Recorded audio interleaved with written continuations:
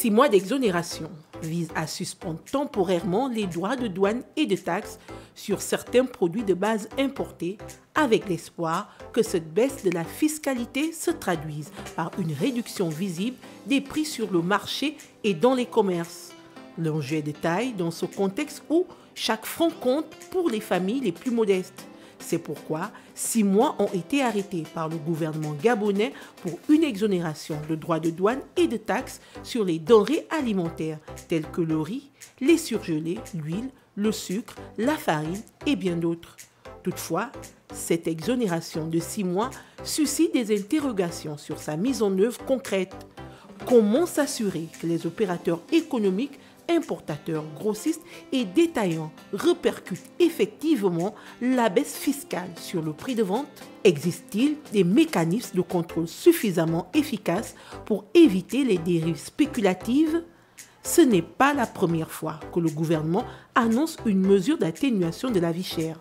Or, dans le passé, l'absence de suivi rigoureux a souvent limité les effets attendus. Si les contrôles ne sont pas renforcés, ces 6 mois d'exonération pourraient simplement accroître les marges de certains distributeurs au lieu de profiter aux consommateurs. En réalité, ces 6 mois d'exonération, bien qu'appréciables, restent une réponse ponctuelle à une crise aux causes profondes et multiples. La forte dépendance du Gabon aux importations rend son économie vulnérable aux fluctuations des marchés internationaux. Tant que le pays n'aura pas renforcé sa production locale et diversifié ses circuits d'approvisionnement, les mesures fiscales temporaires pourraient être sujets à des résolutions à court terme.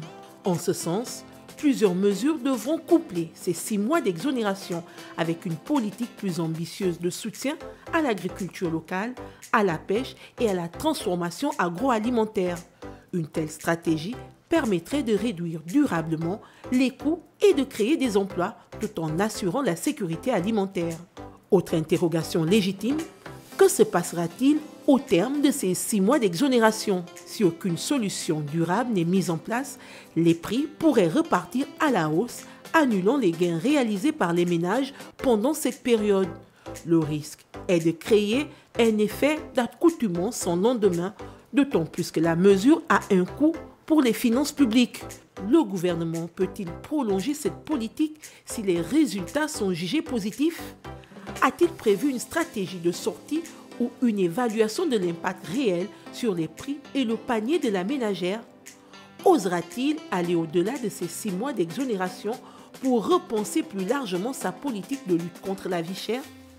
La population, qui salue déjà l'initiative, attend davantage de ces actes concrets et durables.